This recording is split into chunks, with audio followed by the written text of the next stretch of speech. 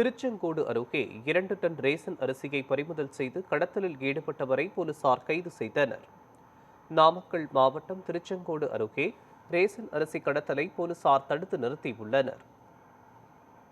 ரகசிய தகவலின் பேரில் நடத்திய சோதனையில் 40 மூட்டைகளில் இருந்த சுமார் 2 டன் ரேசன் அரிசி, மினி ஆட்டோ, இருசக்கர வாகனம் மற்றும் எடை இயந்திரங்கள் பறிமுதல் செய்யப்பட்டன. இந்த வழக்கில் முருகேசன் என்பவரை கைது செய்த போலீசார் ரேசன் அரிசியை கோழி பண்ணைகளுக்கு கடத்தியது விசாரணையில் தெரியவந்ததாக கூறினர். இதையடுத்து பறிமுதல் செய்யப்பட்ட பொருட்கள் உணவு பாதுகாப்புத் துறையிடம் ஒப்படைக்கப்பட்ட நிலையில் தப்பியோடியவர்களை போலீசார் தீவிரமாக தேடி வருகின்றனர்.